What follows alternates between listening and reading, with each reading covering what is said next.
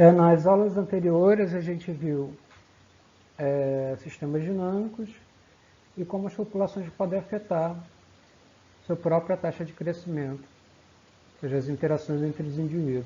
O detalhe é que esses três primeiros princípios, o crescimento exponencial, assumir que os recursos são ilimitados e a população vai crescer a uma taxa constante, e que os outros dois princípios de cooperação e competição eles vão crescer, vão ser afetados, porém assumem que os recursos eles são fixos, ou seja, eles não mudam ao longo do tempo. Tá? E o quarto princípio, ele, por sua vez, assume que os recursos, a quantidade de presas, ela vai mudar ao longo do tempo. Ou seja, as populações podem atuar sobre o ambiente que podem reagir sobre as populações.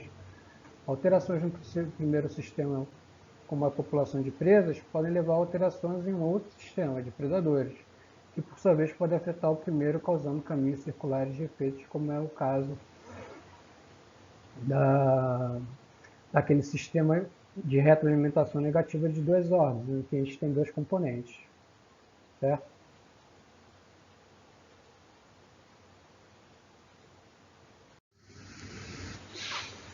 E esse é o princípio do ambiente reativo, e define uma interação mútua entre a população e o ambiente e podem criar retroalimentações de ordem superior, que a gente já viu que podem gerar atrasos, oscilações mais longas e de maiores amplitudes.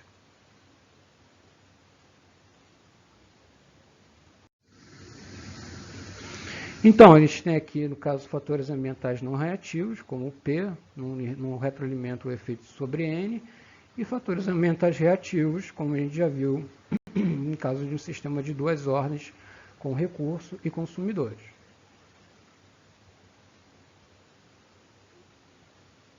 Como no caso, por exemplo, dos arminhos e dos leminhos. Tá? Lá em altas latitudes, onde faz frio para burro. Não sei se é no Alasca, no Ártico, não sei.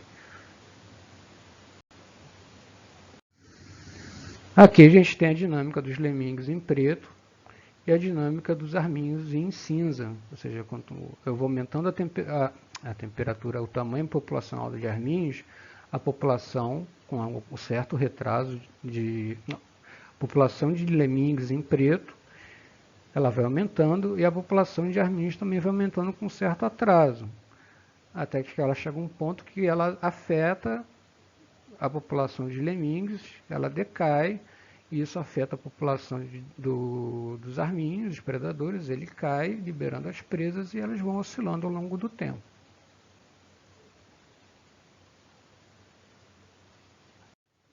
Agora, para a gente entender se esse sistema... Ai, Jesus. Para a gente entender se esse sistema predador-presa é estável e como se comportam as oscilações, a gente tem que entender o que é uma isoclina. Vamos pegar, por exemplo, aqui no eixo X, a quantidade de presas ou recursos, e no eixo Y, a quantidade de predadores ou consumidores. E aqui você tem um universo de combinação de valores das duas populações, certo? Aqui a quantidade de presas e de predadores é baixa, aqui ela é um pouco maior, aqui a quantidade de presas é baixa e a de predadores é alta, e assim sucessivamente, ou seja, você vai ter um universo de valores possíveis, né, com relação aos tamanhos de presas e predadores.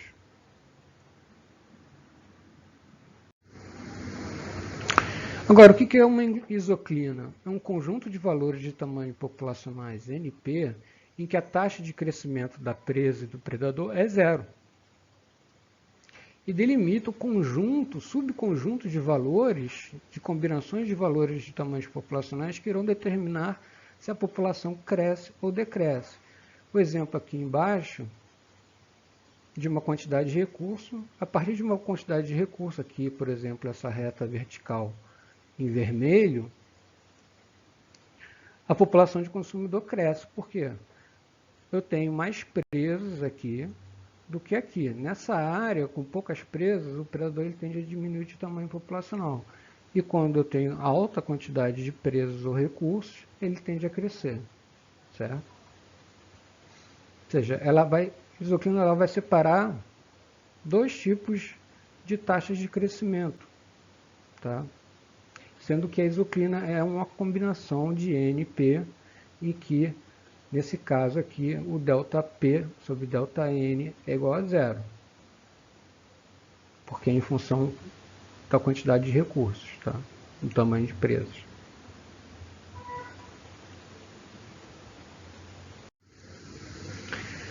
Agora vamos conversar sobre os modelos de predador-presa, ou seja, quando o recurso ele é reativo.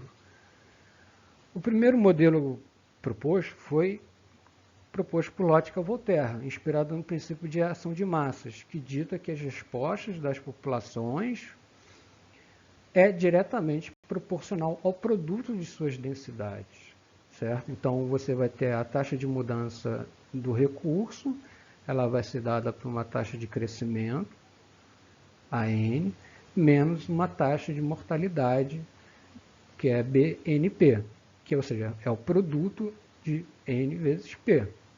E a dinâmica do predador vai ser dada por uma taxa de eficiência em conversão de presas em novos predadores.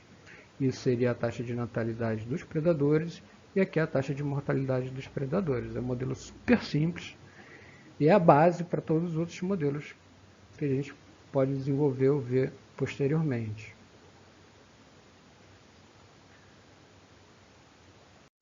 Agora, para a gente entender se esse conjunto de modelos ele é estável ou instável, a gente tem que, como já falei, criar as isoclinas. Resolver a equação quando dn sobre dt é igual a zero e quando dp sobre dt é igual a zero. Tá? O interessante desse modelo, gente, é que, imagine, se eu não tenho predadores no ambiente, o que acontece com a população de presas? Ela vai crescer a uma taxa constante exponencialmente.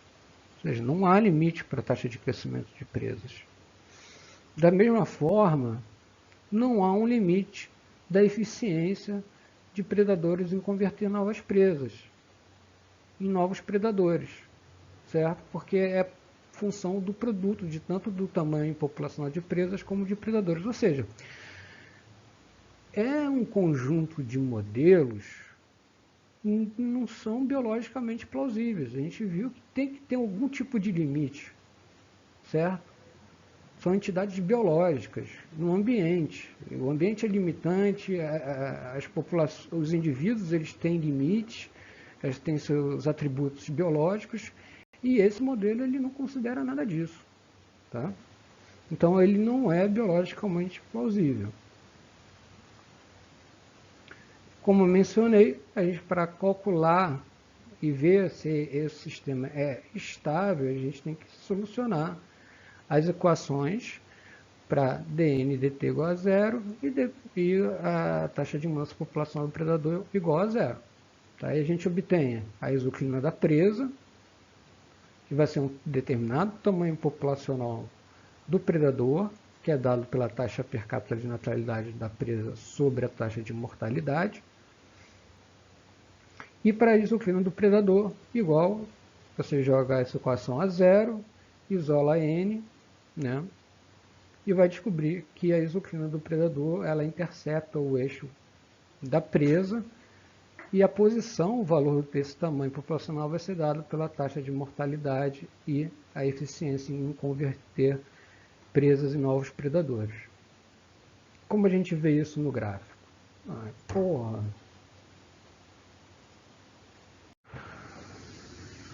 Então, para a gente avaliar se o sistema é estável, a gente tem que resolucionar essas equações e igualar elas a zero, certo? Para a gente definir as isoclinas, né, que delimitam subconjuntos de valores de NP em que as populações vão crescer ou decrescer. A isoclina da presa ela vai ser dada quando a taxa de mudança populacional é zero, e ela vai ser dada por um tamanho populacional do predador, que vai ser dado, por sua vez, pela taxa de natalidade da presa sobre a taxa de mortalidade da presa. E a isoclina do predador, igualmente, vai ser em função do tamanho populacional da presa, certo? Que vai ser dado pela mortalidade vezes a eficiência da conversão de presas em novos predadores.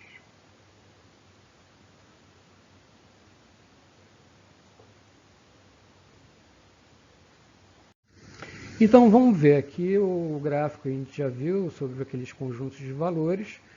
Em verde a gente tem a isoclina da presa, que é um tamanho populacional de predadores, certo? Que vai ser determinado pelas taxas de natalidade e de mortalidade, aqui está errado, tá bom? E a isoclina do predador. Vamos só se concentrar agora na isoclina da presa, tá? Ou seja, abaixo dessa área, a quantidade de predadores é pouca, é menor. Então, a tendência da população de presas em verde é aumentar. Nesse quadrante também, é aumentar. Agora, se a gente pega a isoclina do predador, né, que é basicamente um tamanho populacional que a partir ele aumenta ou diminui, a gente vai ver que quanto há muitas presas no ambiente, o predador, que é essa seta em vermelha, vai aumentar. E aqui também, porque está acima de um determinado número de presas. Abaixo, não há recurso, não há alimento suficiente e o predador ele diminui. A seta branca, ela vai determinar a direção do sistema. Se o sistema começa aqui, uma combinação de valores de predadores e presas, o que vai fazer? O sistema vai para uma outra combinação de valores, que vai, determinado pela seta, que é o vetor, né, chamado vetor, pela seta branca, para esse quadrante, e por consequente esse quadrante, e assim sucessivamente. Então a população, seguindo o modelo de Lotka-Volterra, ela vai tender a oscilar constantemente ao longo do tempo. É chamado estabilidade neutral. Tá? E o intercepto, ou seja, onde essas retas se encontram, é o ponto de equilíbrio global, que eles nunca vão tentar atingir.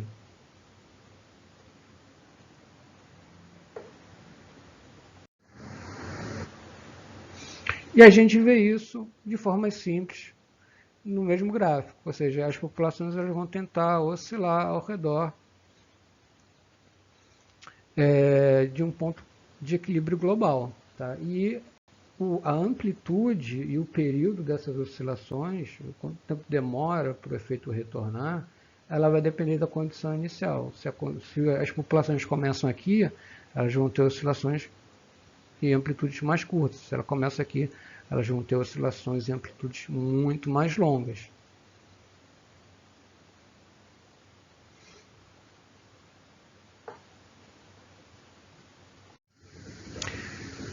Ou seja, não há, ou seja, o modelo Lotka-Volterra, ele não é biologicamente plausível, porque não há limite.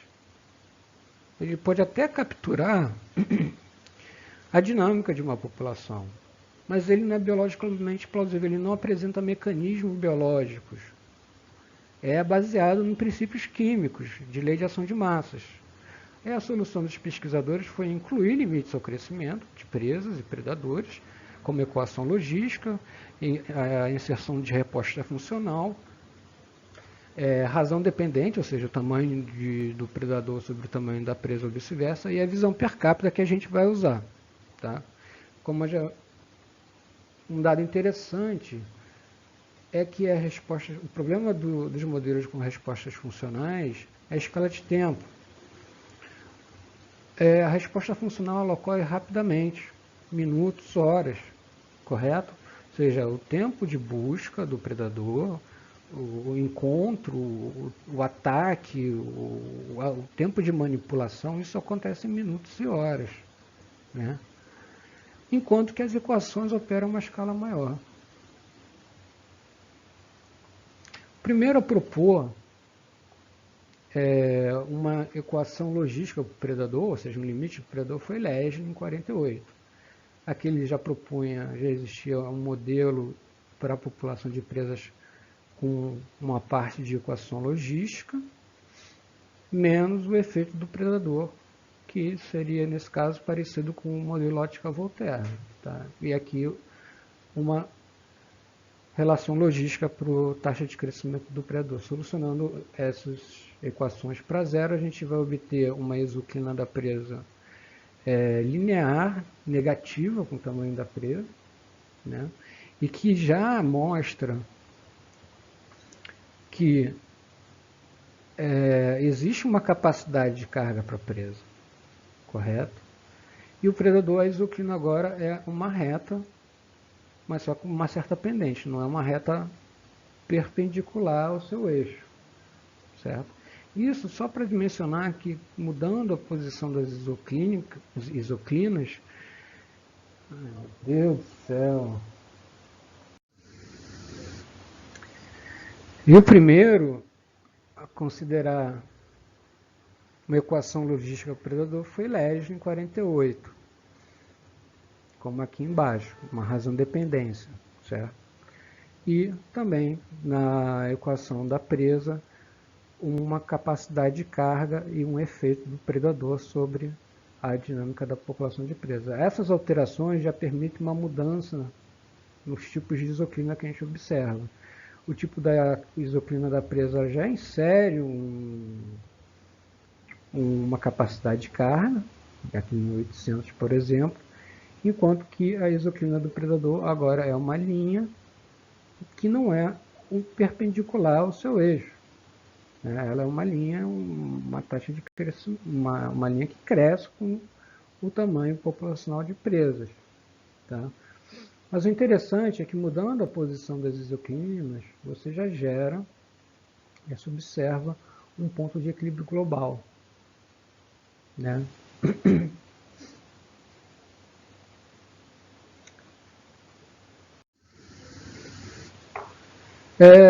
Outros pesquisadores, como Solomon e Hollin, proporam a inclusão das respostas funcionais hiperbólicas tipo 2, que vão determinar um certo limite na capacidade dos predadores de regular a presa. Isso já não vou entrar em detalhes aqui, porque eu também não vou pedir isso na prova para vocês, é só para vocês entenderem a lógica da evolução dos modelos de predador-presa e para a gente chegar na nossa visão, que é a visão per capita, ok?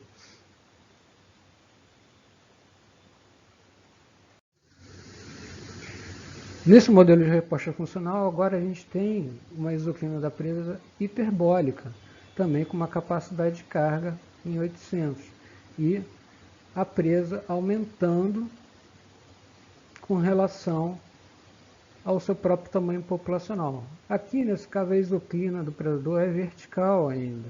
Tá? E se o sistema combinação de valores começa aqui, ela vai tender a oscilações cada vez mais curtas, de amplitude mais curtas, até talvez atingir o ponto de equilíbrio global estável. Como eu já falei, eu não sei se eu falei, não lembro bem agora já, o problema das respostas funcionais é a escala de tempo, né, que opera em minutos, enquanto que as equações elas operam em tempos mais longos.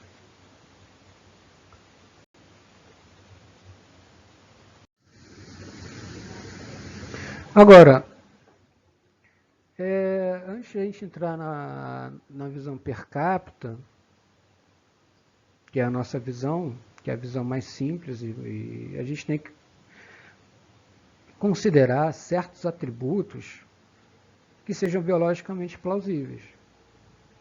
Então a gente tem o primeiro atributo, que a mortalidade de presas deve aumentar com o aumento do tamanho da população de predadores. Isso é óbvio. Quanto mais predadores, maior a probabilidade das presas serem consumidas. Atributo 2. A taxa de natalidade do predador deve aumentar com a densidade de presas. Ou seja, quanto mais comida, mais filhos se reproduzem. Então, a taxa de mortalidade de presas se reflete na taxa de natalidade de predadores. Tá? Eles convertem essas presas em filhos.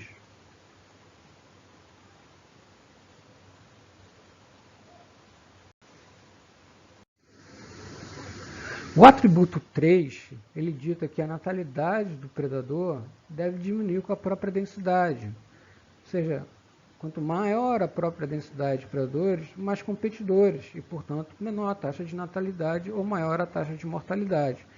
Menos alimento per capita por predador, o que que está relacionado ao princípio da competição intraespecífica, menos comida, menos filhos. E, além do mais, esse atributo 4 é muito importante, a gente já comentou nas aulas anteriores, que os predadores devem apresentar uma demanda limite por alimento. Eles devem chegar a um ponto de saciedade e, consequentemente, a uma taxa reprodutiva máxima, determinada pela saciedade, tempo de busca e manipulação, ou seja, respostas baseadas nas respostas funcionais tipo 1, 2 e 3, certo?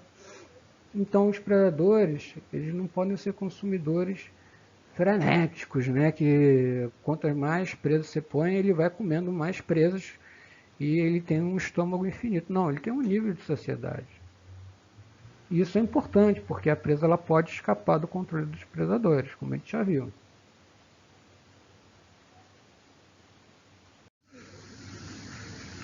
Esses 4 atributos nos levam a 4 condições.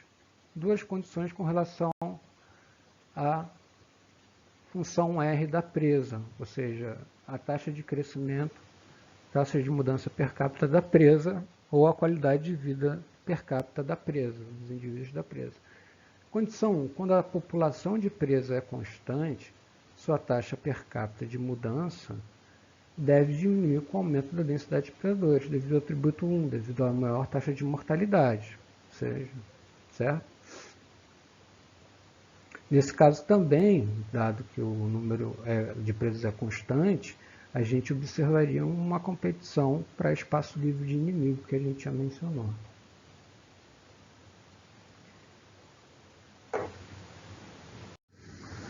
A condição 2, também, para a função R da presa, assume que a população de predadores é constante, ela não muda. Então, a qualidade de vida per capita das presas deveria aumentar com a sua própria densidade. Elas escapam do controle de predadores, ou elas são mais eficientes em obter recursos e parceiros sexuais. E isso é devido ao atributo 4, porque os predadores eles apresentam um limite. Então, a partir de um momento, eles passam a escapar do controle da predação. E depois, essa qualidade de vida per capita das presas vai diminuir em função da competição entre específicas altas densidades de presa.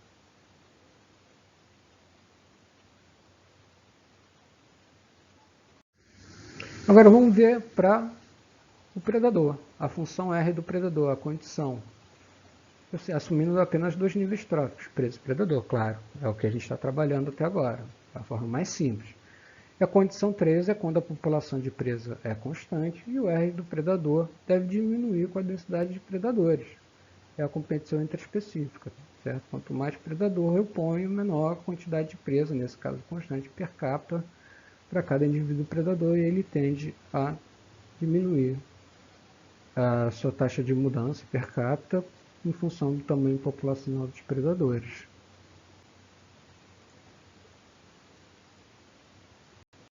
Ainda na função R do predador, quando a população de predadores é constante, olha só que interessante, quando ela é constante, como no caso da resposta funcional tipo 2, o R do predador, a qualidade de vida per capita do predador, deve aumentar com a densidade de presas, né?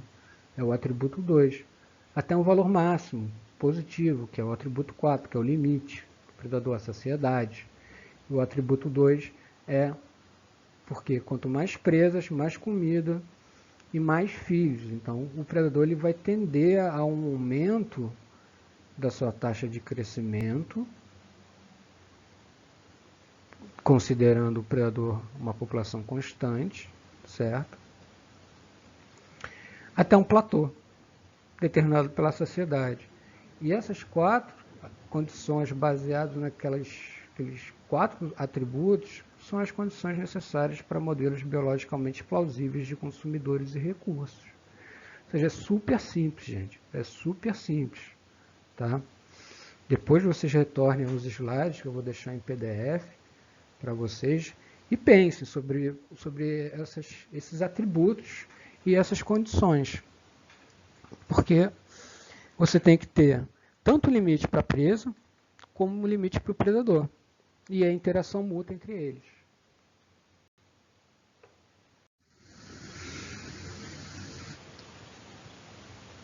Agora, considerando essas condições, a gente vai produzir as seguintes exoclinas. Vamos ver essa parte aqui do lado. Tá? A exoclina da presa vai aumentar e depois vai diminuir, ela tem uma capacidade de carga. E a exoclina do predador ela vai ser uma reta com uma pendente não linear, ou seja, ela vai diminuindo a taxa de mudança dessa exoclina até atingir um certo limite. Né? Isso significa que a baixa densidade de predadores, as presas aumentam, certo? E na medida que a quantidade de predadores vai aumentando, a taxa vai diminuindo, a exoclina, e depois a altas densidades de presa, ela vai estar próxima à sua capacidade limite, sua capacidade de carga. E a gente vai ter oscilações dependendo do ponto de equilíbrio global das duas exoclinas. Lembrando que elas delimitam áreas de crescimento e decrescimento. Por exemplo, aqui da presa, a população de presa aumenta e fora ela diminui, certo? E de predadores igualmente, né? Acima ele diminui e abaixo ele aumenta. Vamos ver a visão per capita. Vamos criar uma função R tanto para o predador como para a presa.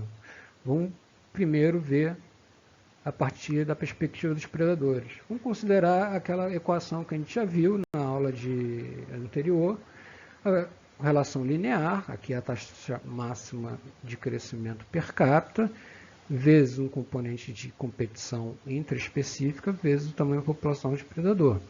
A gente pode substituir esse ICP por a demanda per capita de predadores e um recurso finito. Finito não, fixo. Né? Isso era basicamente o princípio da competição intraespecífica. Ou seja, para tornar a função R do predador com um recurso reativo, basta substituir H por NT-1. NT é a população de presas e ela vai mudar com o tempo e com a interação com o predador e com ela mesma.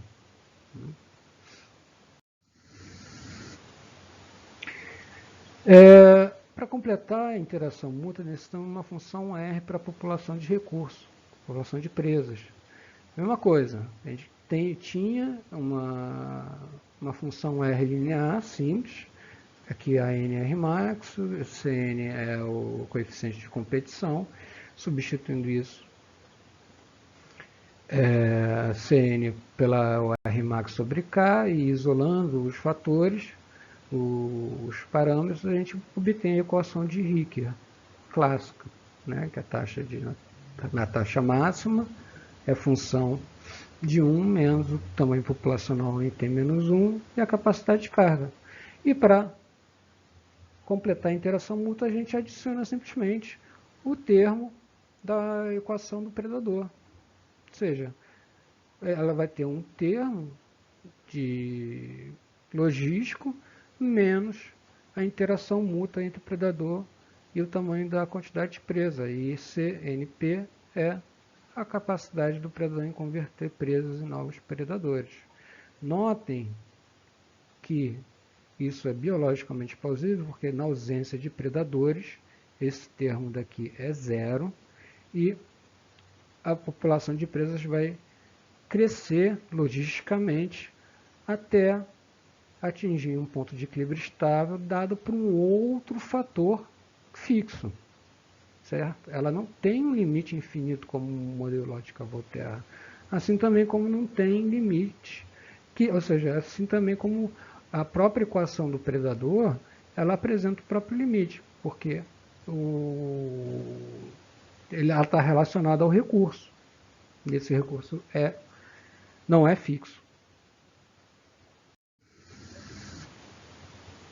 Isso significa, gente, tomando as isoclinas e os atributos e as condições, que as interações predador-presa podem gerar um contínuo de dinâmicas, desde oscilações curtas dominadas pela competição, a dinâmicas com ciclos multianuais denominadas por retroalimentação de segunda ordem. Ou seja, as dinâmicas cíclicas somente se observam se a retroalimentação negativa de segunda ordem gerada pela interação mútua é mais forte que a interação de primeira ordem, devido à competição intraespecífica dentro das populações de presas e predadores. Isso é fundamental, né? Ou seja, a gente só vai encontrar oscilações longas quando eles estão envolvidos, as populações estão envolvidas numa retroalimentação. Ou seja, quando a segunda ordem ela é mais forte do que a própria efeito dos indivíduos sobre a própria população. Ou seja, a gente pode incluir nesse caso uma retroalimentação também, ou seja, um limite sobre a presa sobre ela mesma e o limite do predador sobre ele mesmo. E isso torna, nesse esquema, pelo menos plausível, porque o predador ele não pode crescer indefinidamente, certo? E nem a presa. Como a gente vê isso com relação às isoclinas? A linha é a isoclina do predador e essa parábola é a isoclina da presa. Reparem que o ponto de equilíbrio estável global está próximo da capacidade de carga da presa. Isso significa que o predador ele é pouco eficiente em afetar a dinâmica da presa. E a gente plotando isso, tanto o tamanho populacional da presa como o predador num gráfico com relação ao tempo, a gente vai ver pequenas oscilações até um estado de equilíbrio da presa e predadores a baixas densidades. Agora, aumentando a eficiência dos predadores, a gente vai mudar o ponto de equilíbrio global, certo? Porque os predadores agora eles são mais eficientes em buscar, capturar e transformar as presas em novos predadores. Isso vai começar a gerar oscilações relativamente estáveis com relação ao tempo. Agora, se a gente aumenta ainda mais a eficiência dos predadores, a gente vai aumentar a amplitude e o período das oscilações. Certo? Ou seja, esse sistema é mais instável do que esse sistema que, por sua vez, é mais estável, é mais instável do que esse sistema. Simplesmente porque aqui o predador é ineficiente e a capacidade de carga da presa está próxima do predador. Agora vamos averiguar como é que é a função R da presa ou do predador com relação ao tamanho populacional. Tá?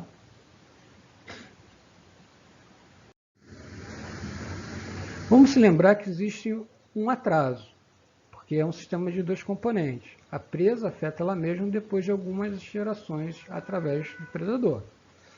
Então, essa daqui é uma área onde o R é negativo, aqui é o NT-1 e aqui é o R da presa, por exemplo. Tá? Então, aqui ela é controlada pelo predador. O predador ele vai diminuindo a quantidade de presas. Tá? Isso também vai chegar a um ponto em que a quantidade de predadores vai diminuir e a quantidade de presas vai passar a ter um período de aumento, ou seja, elas vão tender a escapar do controle dos predadores, porque eles estão em baixas densidades, tá?